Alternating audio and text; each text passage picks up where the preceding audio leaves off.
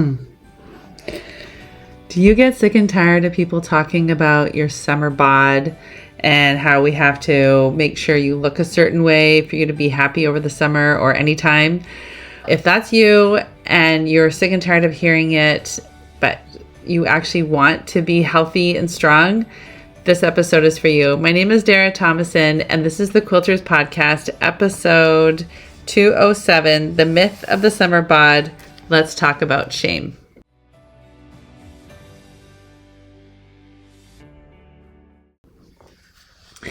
So yesterday I saw my mom sent me a picture of my son, who's now 16, when he was 8. There's a picture of myself, my husband, and him.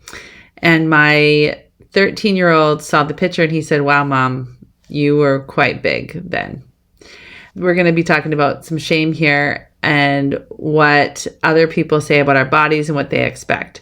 But before we go into that, I do always like to share the effect of this work that happens inside my membership. And I love working with women. My membership is always open. If this podcast is really resonating with you, I invite you to check it out. You can see that I have free webinars and masterclasses quite often. And so you can always check those out and join me there, like a sample of what coaching looks like. So if that's interesting for you, I totally check it out if I were you. But one of the challenges in my membership is that a lot of times people will say, "I don't really want to talk about weight loss. I don't want I'm sick and tired of Weight Watchers and trying to change my body and all of that." I'm a very non-traditional weight loss coach because I go from the inside out. And this is an excellent example of what happens in the membership. So weight loss is the side effect. Now, this member, I think she's probably down 40 or 50 pounds. She's in her mid-70s. And she was invited to do a trunk show in a town about 2 hours away. They asked her to do a trunk show about her quilting journey. In the past, she would have thought that was selfish and bragging. But she decided, nope, I'm not going to do that, because she knows about thought models. She knows about how to make these changes. She went and did her presentation, really proud of herself. Doing the trunk show and talking about herself and her journey, she thoroughly enjoyed it because she was no longer judging herself. How does my membership and weight loss go together? Because we have to learn how to lose the mental weight loss before the physical weight loss comes off. She has learned tools, strategies, and techniques to organize her thought and her brain so that she can live more intentionally and more purposefully in her life. She's not judging herself so much, which is so awesome. What a gift. All right. So let's go into the meat of this episode.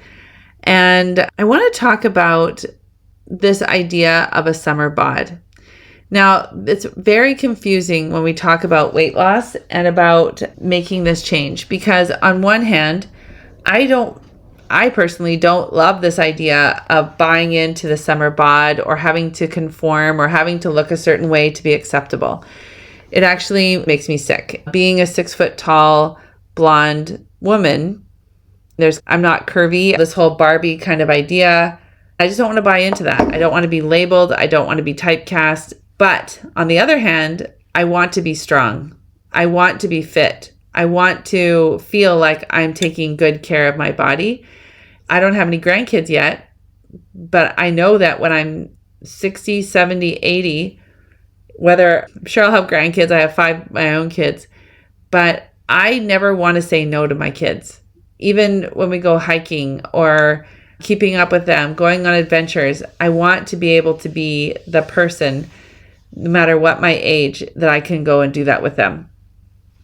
And I know that how I'm going to do that is by showing up for myself now at 51. I have stretch bands under my desk. I have weights under my desk. While I'm sitting doing this episode, I'm lifting these 8-pound weights with my feet.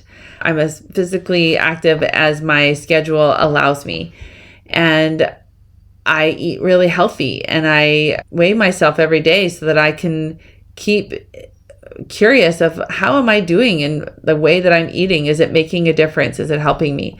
So if the scale goes up the following day, I'm able to reflect and say, oh, what did I do? What was it that I ate that caused this number to go up this way? What can I do now to help myself? I'm a much better advocate for myself. The problem with when we talk about the myth of the summer body is that you're in pursuit of a goal out of fear of belonging, out of a fear of not being enough. That's where shame comes in. I like to understand shame for what it actually means. Shame is the idea of I'm not enough in some way. The problem is if you don't feel like you're enough, then you don't spend a lot of time on yourself or working on those problems. I like this analogy that my dad shared a long time ago about shame. Shame is like a mushroom. It's kept in the dark and it is fed poop, right? I like thinking about if I have shame about something, the only way that I can change my relationship with shame is actually saying, I'm not going to feed you anymore. I'm not going to stay in the dark. I'm not going to ignore you. And I'm not going to feed you a bunch of negative and terrible thoughts. Brene Brown said, shame is the intensely painful feeling of believing that you are flawed and therefore unworthy of love and belonging. It is the fear of disconnection, the belief that something you've done or who you are makes you unworthy of connection. Brown emphasizes that shame is not the same as guilt. Guilt is about behavior. I did something bad, while shame is about identity. I am bad. So the problem that I see with women as we look at weight loss and shame is that you can see someone who is overweight. I know for myself, when I was overweight, I spent a lot of time trying to hide it. I wore layers. I tried 5 or 6 different outfits. It was so hard because I didn't want people to see this. It was like an outward proof that I wasn't good enough. This problem of the summer body, it's emphasized even more. So today in our group call, I did this activity I actually showed them on Canva how to make a mind movie. So a mind movie is basically we make that list of what we want and we get the magazines and we cut it out like a vision board. Mind movie takes it to the next step. So you create, these are the things that I want in my life. So one of mine is going to all the Harry Potter attractions in the world. Another one is to have a summer cottage. Another one is to have my own sheep. Another one is to go to Norway and to Tahiti. I have all of these different visions of how I want my life to look. What I did is made a video of all of these dreams of mine and I put them to music. And then I watch it and our brain doesn't know the difference between what's real and what's not. It's a neuroscience trick. It's a brain hack. And our brain just starts believing that's just what our life is going to look like. So doors will open and we'll solve problems in a way that will help us to create that. And different opportunities will come. What I want to ask you is what would happen if you started to look at your body from a place of no more shame? It's like it's not that my body isn't good enough. I just haven't figured out the right way to take care of my body. Or I just haven't learned how to prioritize my time.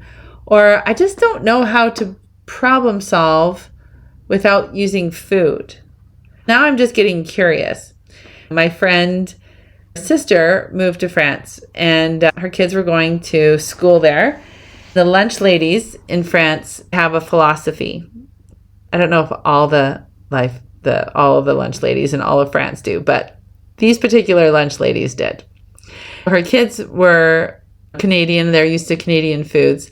And so they would say things like, oh, I don't like this or I don't like that. The French lunch ladies would say, oh, no, you like eggplant. You just haven't tried it enough different ways. Don't worry. I'll figure out a way that you're going to love it. This is what I want you to take, and I'd be curious to know what you're going to do with it. But what would it be like for you to lose weight without using shame as your driver? What would it be like for you to say, you know what? I really want to move more, and I really want to go on the slides at the pool.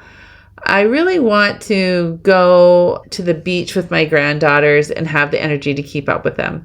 I really want to not have to wear a diaper when I'm older. And so I want to work on my pelvic health. And I also don't want to have so much inflammation. So my arthritis, what would it be like if you just said, I just don't want to have these new problems or have these problems get worse.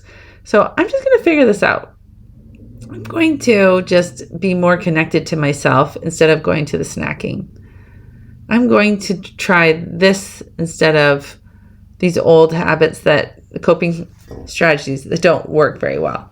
What if you just started playing around with that and just got curious rather than I have to do this, I have to do that?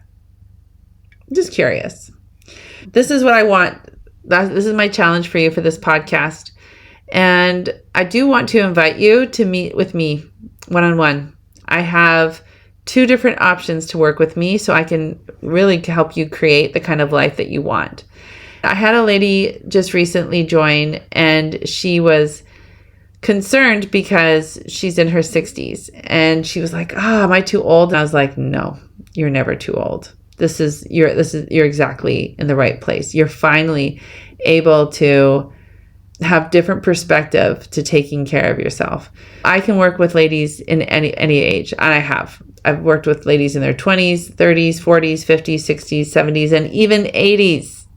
We're all at different stages. I can work with all of you because we all have human brains, and we all have wiring.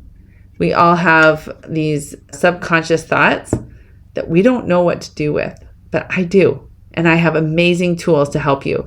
I do not want you to be suffering any longer. I've been thinking so much about the summer of 2018, where I finally had the courage to get a life coach, and what a pivotal experience that was. I saw that picture of me. My mom just sent it. It's really awesome that I have put in that work, and I still continue to do that work. You're worth it, I promise. Take advantage of my offer to come and talk to me. You just need to, there's a link here, darathomason.com/consult. And truthfully, I'll be honest with you, if we're the right fit or not. I know a lot of women will say that the consult has been so helpful. They got so much clarity that they didn't even see. And then we will just talk about if this is the right fit. So whether it's my group that's a good fit for you, or working with me one-on-one, or maybe there's another coach that I would recommend that would be a better fit. Because ultimately, I want you to have the best results. Thank you for joining me in this podcast. I love serving you every week, and I look forward to helping you. Bye.